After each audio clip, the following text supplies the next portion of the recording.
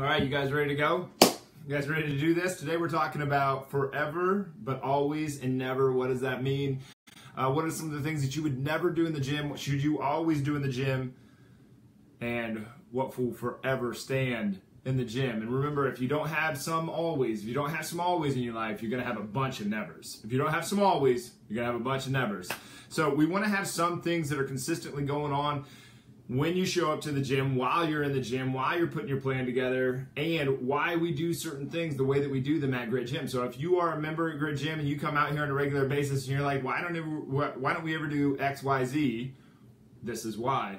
There's very little. I don't think that you could probably pick one thing out at Grit Gym and not be able to ask us and for us to give you a very clear, very concise reason for why we do that thing or why we don't do that thing or why we have something where it is. Like, everything has its purpose. But anyway, so that's what we're going to be talking about today. By the time we're done today, I'm going to have you questioning all the gyms that you've ever been to, and if you are not a member of Grit Gym, I'm going to have you question your gym that you do go to. So stick around, but remember that we did this show to inspire the experience that you want to live. You have an ideal scene, right? You have an ideal scene, and if you haven't written that out on a piece of paper, I highly encourage you to do it. Just grab a pen and paper, grab a legal pad, napkin, whatever is around you. Write down exactly what you want your life to look like, exactly what you would do if you had billions and billions of dollars, you never had to work a day in your life. And one of the hacks that I don't like using the word hack. Maybe it's the inner hipster in me, the douchebag in me, but I don't really like using the word hack. And one of the strategies that I've used in the past is ask myself, what am I going to do when I retire? What would I do when I retire? What would you do with your time? What would you do with your time? What would you do with the people that you care about? What would you do when you retire? And it's probably going to give you a better idea what you want your ideal scene to look like right now, because health, wealth, relationships, time are 4 great resources. Health is your greatest resource because you can't enjoy the other 3. You can't make the other 3 great. You cannot do anything with the other 3 without your health. Health is the #1 thing, and you have to have your exercise, your nutrition, your mindset, and your recovery improving on a daily basis to make sure that your health is right where you want it to be, because health is going to push you out into the life that you want to live. So, if you guys have questions or you have anything else that's been burning at you about nutrition or exercise or recovery or mindset, please do ask. I'm actually wearing the mindset shirt today because this is the question we try to get everybody to ask every single morning. Put it on your wall, put it anywhere. That's why we have the One Life Planner. That's why we have the planner, so that it's at the top. It's, are you going to be all in today, or are you going to be afraid that you are not enough today? And what's nice about the show is that Facebook actually mirrors this. This is actually mirrored, so when you look in the mirror, you'll be able to read it, but people walking by you, it's not for them, it's for you. I don't know about you guys, but I don't wear clothes for other people. I wear clothes for me, right? You don't wear a watch for somebody else. You wear a watch so that you can tell the time. I wear clothes for me, and this shirt was designed so that when you look in the mirror, you ask yourself the 2 questions. Are you going to be all in today? Are you going to do your absolute gut-wrenching best today? I don't know what this was, but are you going to do your absolute gut-wrenching best today? Or are you going to be afraid that you are not enough to have the life that you want to live? Hey, Emily. Emily says, hi. You have to get out of your own way. Yeah, you totally have to get out of your own way. There's so many ways that people, I'm pretty well convinced that we were talking about excuses yesterday, and Rach said, yeah, there's extenuating circumstances why you would be late, for instance. You got in a car accident or something like that, but that's such a rare occurrence that these things get in your own way. And the more responsibility I think that you can take over your own life, the better. To a certain extent, I mean, you start taking responsibility that's not yours so that you can go to that not good enough space. Like guilt and shame are a couple of the ways that people take responsibility for someone else's feelings that are not your responsibility. And you start digging yourself a hole in the mindset category. But that's not what this show is about today. I got to get myself back on to what we're actually talking about today. What does forever but always and never mean? It's the always, the nevers, and the forevers that you're going to keep, that you're going to push for within the gym that we're talking about today. There might be some others in your life too, but if you don't have at least some always, you're going to have a bunch of numbers. So one of the things that we do at Grit Gym, like, we never do tire flips. We have tires, but we never do tire flips. Tire flips are not allowed at Grit Gym. We've had other trainers come in the past that have tried to do tire flips, and afterwards we just tell them, hey, no, just knock that off. Just don't do it. What I'm going to try to do here is I'm going to give one thing, and then I'm going to go through the reasoning behind it, and then I'm going to give a solution to that one thing. So what will we put in place of that, or what would we do instead of that, or what would we substitute, whatever you want to say. So tire flips is where you have a tire laying flat down on the ground, you go down with your hands underneath the tire and you flip it up. The problem is that most people don't get in very good position down at the bottom. Even if you were to coach until they're in a perfect position, they still can't pull. They don't do a very good job of pulling up from that position. So we don't do any tire flips just because they're gonna round their low back. They're gonna cave their chest over the back.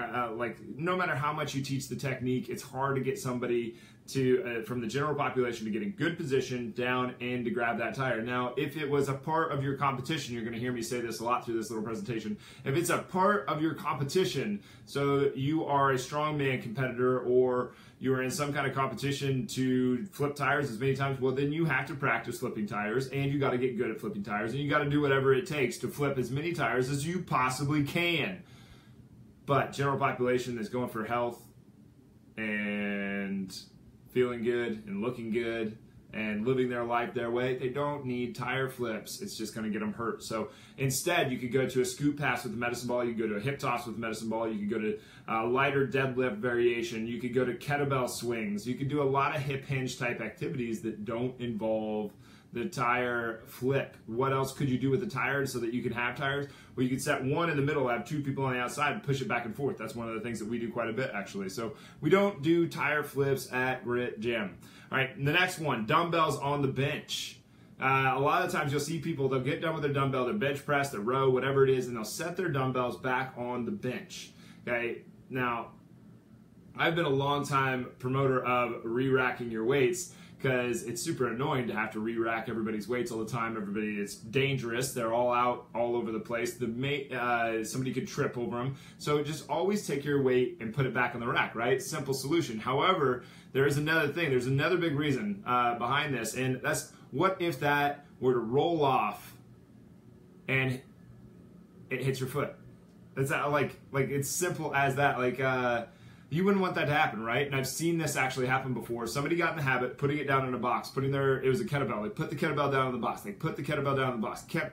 Kept on asking them, hey, we don't put kettlebells on the box. We don't put kettlebells on the bench. It's going to fall off and it's going to get somebody hurt. One day there was a pad. So the box, the border of the box was about right here and the pad sticking over the box like that. Somebody puts, and there's nothing wrong with a pad being on a box. It should be there. It's probably for single leg squats. And this same person puts the kettlebell right on top of that pad, her foot's underneath there, slams down on her foot, breaks her foot.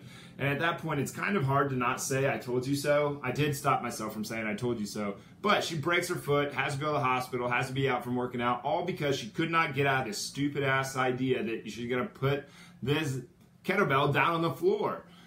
Don't have 45 plates on the bar. If that's your lift, put them away. Yeah, always put your weights away. Always put your weights away. I can understand leaving if you're in a group and you're all working out together and some people have some more sets, so you leave and then you go. That's the only time. Put your weights away. You know who does the best of this? And I'm so glad that I trained them. Moms. Moms always pick up their stuff. Moms are fantastic. I will take 1,000 moms. I would take one mom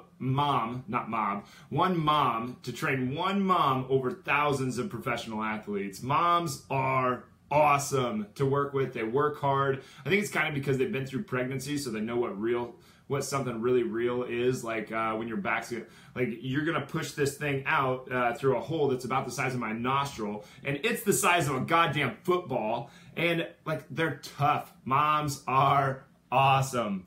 Okay, so tire flips, don't do. Dumbbells on the bench, don't do it. Put it back on the rack. Number 3, I actually have a lot of these, so I need to hurry up. So Ollie lifts, Olympic lifts. I don't see the point in doing Olympic lifts unless you're an Olympic lifter. And by what I mean by Olympic lifts, a lot of people have this misconception that squats are an Olympic lift. They're not. The Olympic lifts are jerk, snatch, clean. That's it. That's all they are. Jerk, snatch, clean. Full clean from the floor, snatch from the floor, and jerk from the floor to rack, and then the final jerk. Okay, so they're a pointless exercise for anybody that's not going into Olympic lifting. And a lot of Professionals like to put them in conditioning circuit. This is a highly technical exercise. It takes years and years and years and years to learn. From the professional standpoint, I don't totally understand why they want to invest so much time in an exercise. It's really not, they could just go over, and here's my solution, go over to a bar and jump with it. Just jump with it. You just don't have to do the full or taking it all the way up overhead. Besides, most people aren't going to tolerate this position with their elbow very well or their wrist. In the overhead position, most people aren't actually going to be able to go into shoulder flexion that far. Only about 30% of the population is probably able to do snatches or jerks because of the overhead positioning with the thoracic spine and their shoulder. It's not a healthy thing, and it's not good for anybody that is not an Olympic lifter. If you are an Olympic lifter, competing in Olympic lifting with sport, I can't believe that CrossFit's now a sport, shoot me, but CrossFit or Olympic lifting are the two big sports that use Olympic lifts, right? If you are in one of those, do whatever it takes to win that thing. You got to practice it. But other than that, there is no point to doing any of these lifts. I get it that there's a power medium. We can get it in other ways, like jumping with a trap bar or jumping with a barbell. When we go into chin-ups, something that always, this is like this huge diverse crowd on the internet right now where it's, do you put it on your foot or do you put it on your knee? So with the band, so somebody that can't do a full chin up all the way, they'll put it either around their knee or they'll put it around their foot to help them back up, to assist them with the weight, right? So the interesting thing here is that, like, let's say you have like a medium tension band and a light to medium band. Well, the medium tension band around the knee is about the same as the light to medium around the foot. The further that band stretches, the more oomph it's going to give you back up. So really, it's just a pat on the, like, you want to put that thing around your foot, you're just giving yourself a pat on the back. You're giving yourself pity points. It's pathetic. There is no reason to be putting the band around the foot other than it's got more oomph to come back and smack you in the face, and it happens.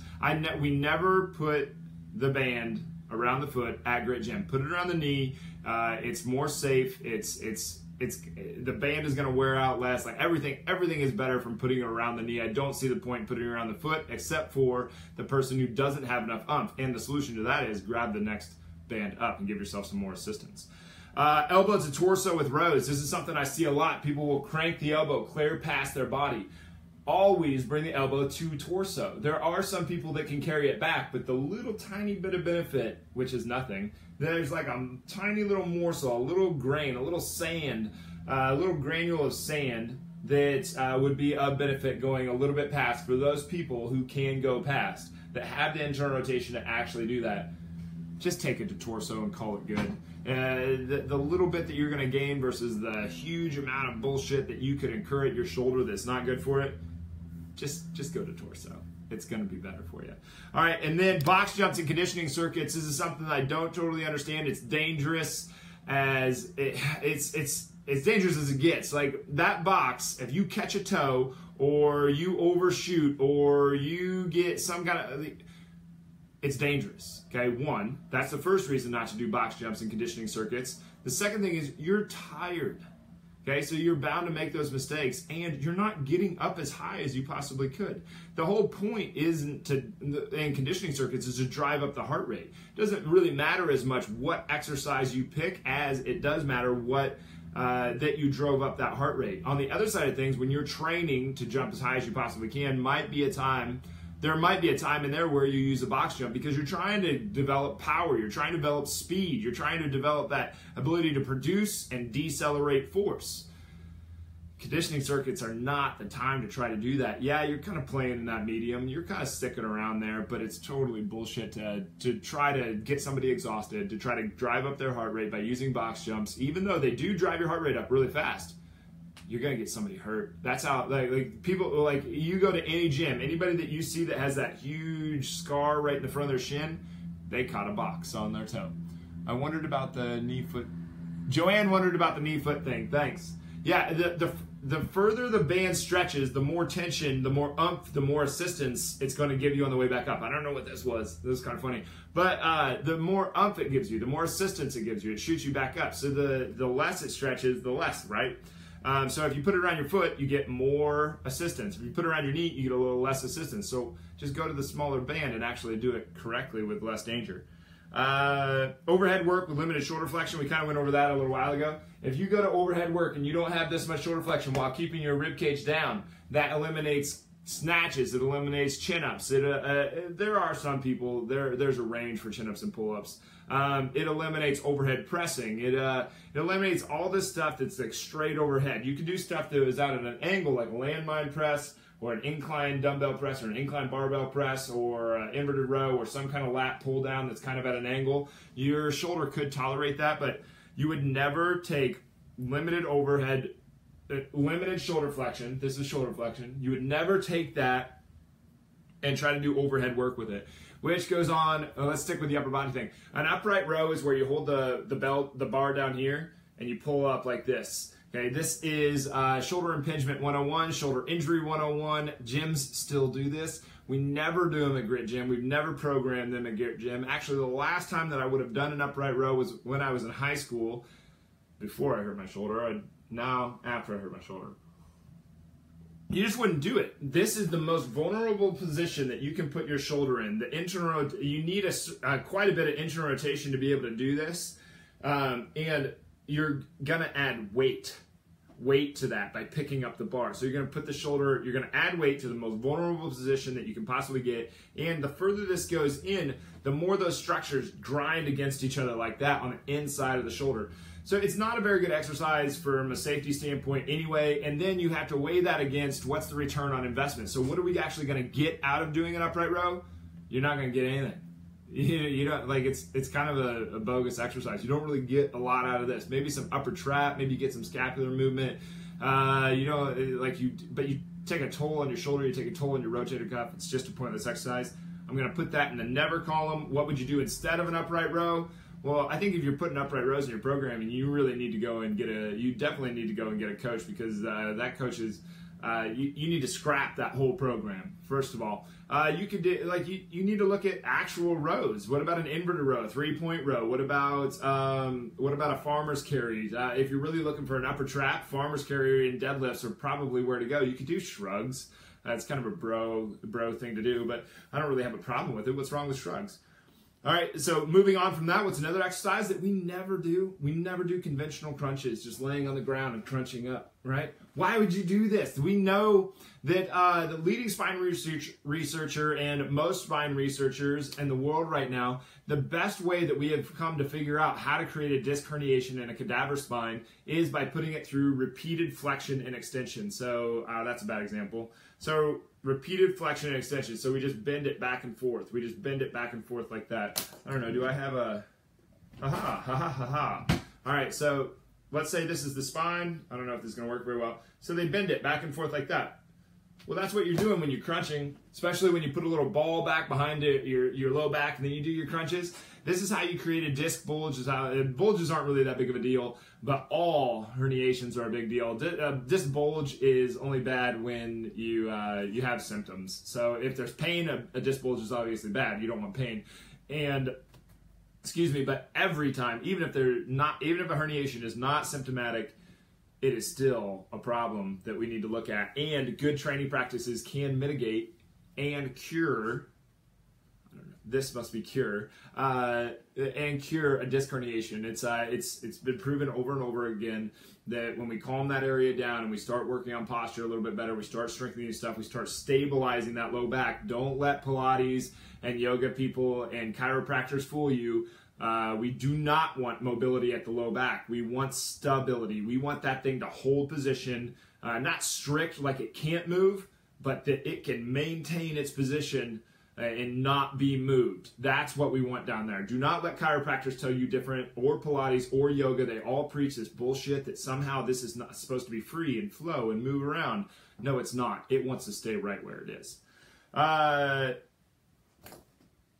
Conventional deadlifts. You have the number of conventional deadlifts done at Grit Gym is small, so I don't want to put an always, a never, or a forever on this thing, but pretty close. the conventional deadlift, most people just aren't going to be able to get in good position. They don't have very good angles. If you're Irish or German, you're probably going to have a really hard time. You don't have real great powerlifting joints usually. That's not to say that all Irish German people do, but you're typically not like the best suited for lifting super heavy from a conventional stance. Conventional deadlift is just a deadlift where your legs are straight in front of you like a trap bar, but you have a straight bar. So you end up having to kind of lift it around your knees or shoot your butt back to get the lift. If you need to do this, if you really think that that's better, flip a trap bar over so that you can be on the low setting. That'll take you all the way down, or go into a sumo deadlift. They're better anyway. So there's a huge fight going around right now on the difference between sumo and conventional deadlift, and I think the conventional deadlifters talking about it are so romantic about the conventional deadlift. I don't totally understand why, but whatever you're into, sumo is obviously superior and trap bars are obviously superior, and more research that gets done, the more it shows that that is the case for athletes and general population, who I think are still athletes. I remember getting asked in my first interview for when I was still in college for an internship there. I was like, I want to train athletes someday, and they're like, well, you can't train regular people like athletes. And I was like, well, why not? That's ridiculous. Yeah, I can. Like, why do you think that we all want to look like athletes? How else are you going to train? You should train like an athlete. Plus, we all want to be able to perform in our life. We don't just want to look like we can perform. The next thing, and always, or never if you want to flip it around, always put consistency in before you put intensity in. Do not go to the gym, burn yourself to the ground one day, and then not come back from 2 weeks and then do it again. You just get yourself sore every 2 weeks. That's dumb. Never put intensity before consistency. Always put consistency up front. You got to make it an everyday thing, every single day. And then you always have to show up with a plan. Never show up without a plan. That goes for professionals or for amateurs. I'm finding out that more and more professionals are listening to this show, which is kind of cool. They don't listen live because they're actually at work, but they listen later. So always show up with a plan. If you don't show up with a plan, you're going to walk around aimlessly for a while, and it's not going to go very well. And you're going to do this thing where either you're going to feel good one day and you're just going to burn yourself hard, or you're going to feel like crap and you're not going to get anything done. You walk in with a plan, and even on a bad day, you still got better than you were going to. And on a good day, it stops you from being stupid. So always show up with a plan. And then, I don't know what number we're on, but forcing range of motion is something that I see a lot, especially on the internet. And this idea that you're supposed to go to like full range of motion is like as far as you can possibly push the joint. Don't do this. Full range of motion, for me anyway, and how I'm looking at it is I go where I can, not where I can't. I help someone go where they can, not where they can't. If the elbow's only going to bend to here for me. If I take it anywhere past here, if I really force it, I'm already getting pain right there. I don't want to go past that. Why that would be the internet right now, where they are, like where most people are on the internet right now. This full range of motion would be somewhere over here where I can really crank it out to, but that's not full range of motion. Where you can control the joint, that's full range of motion. Do not force past your range of motion. And then the last one is that you always other way around. You never ever take a stability fix to a mobility problem. Okay, and this is something that gets really messed up. I think people have a really hard time understanding this concept, but if we go and we focus on mobility and we figure out, okay, well, this joint's got way more mobility than we thought we did, and then we go, so we figure out, oh, we needed to stretch a little bit more than we thought we did. So we robbed Peter, right? We took away some stiffness. Now we got to go and add some stability. So we've got to work a little bit of for instance, with the shoulder, you could work mobility through the thoracic spine, and then you could work glenohumeral stability, let's say. And you could go back and forth. You rob Peter to pay Paul, rob Peter to pay Paul, rob Peter to pay Paul. So you go get some mobility, you go gain some stability, and then everything starts getting better. If you always focus like this, you always put mobility ahead of stability, then things will go well. If you try to do stability up front, you're going to beg for some problems on the back end. So it's something that I see pretty often is people are like, oh, well, what do you do for a low back? Well, we just plank them. We just have them planked to death. Well, I don't care how much planking you do. You're never going to fix that person's low back, and you could be causing more problems because of it. But that's my list of forever, but always and never. Always re-rack your weights, especially dumbbells that are going to go, that could go on a bench, or kettlebells that could go on a bench or a box that can get knocked off and take off somebody's foot, break somebody's foot. Do not do tire flips. It's just really hard for people to get into good position from down there. And any of the stuff that I'm about to say, if it's your sport, you got to do it. You got to practice it. But it shouldn't be the bulk of your training. Olympic lifts, the clean, the jerk, the snatch, I get it that they're fun. They take way too long to learn, and you need a stimulus right now. This goes into my rule. I have a rule at the gym for all the trainers, that we work with. If you cannot teach and they cannot learn both of those in under 60 seconds, that doesn't mean 2 minutes. That means 1 minute. I've got to be able to teach, and you have to be able to learn the exercise in under 60 seconds, or we are on the wrong exercise. That just means that we got to push back and we got to regress back to where they actually need to be. It's stupid to try to push people past where they can go to where they can't go. So Olympic lifts, clean, jerk, snatch have no point in anybody's program unless they're a person that's an actual Olympic lifter, and because then that's their sport.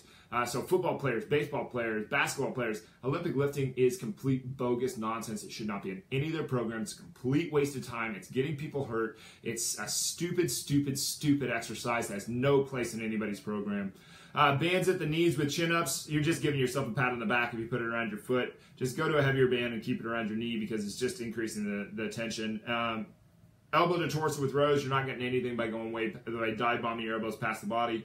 Box jumps should never, ever be in a conditioning circuit. You do not work overhead exercises with limited shoulder flexion. If you can't get your arm here with your rib cage down, you never do it. Upright rows, they're pointless. Don't do them. They're a never. Conventional crunches, they're a never. Conventional deadlift, they're a never. Basically, unless it's your sport, I don't see the point. They're completely bogus. They're just gonna get you banged up. Intensity before consistency. This is backwards. Always, always, always get consistent, and then maybe you can talk about being intense. Always show up with a plan. This kind of goes with that one before. Whether you're a pro or you're an amateur, it doesn't really matter. You show up with a plan. Showing up without a plan is just a plan to fail. Don't hyperextend any joint. Don't force past range of motion. Go to where you can control it. And always focus on mobility before you focus on stability. But rob Peter to pay Paul. Go back and forth with that one. Aaron said, this was so interesting. You pretty much explained why you approach everything in the gym the way you do. Very cool. Thanks, Aaron. I really appreciate it. You're always so positive on here. It's awesome. You're positive in real life, too. I didn't mean to just... Apparently, I'm really bad with compliments. Whatever. I try. At least I throw them out there. But anyway, we're past time, aren't we? Time for me to get going. All right. Thanks for being here, guys. I really appreciate it. Please, as always, take the time. Click share. Send this out to everybody you know. Hopefully, other gyms around the world. One of the things that I really want to do is have a positive impact on the fitness industry, too. Because the more impact I have on other professionals, the more people that they're going to go out and train. So hopefully that this can lead to other professionals, which it kind of has. I was surprised. Some people are some professionals are actually writing me direct messages recently, which is kind of cool. But anyway, thanks a lot, guys. I really appreciate it. I will see you tomorrow.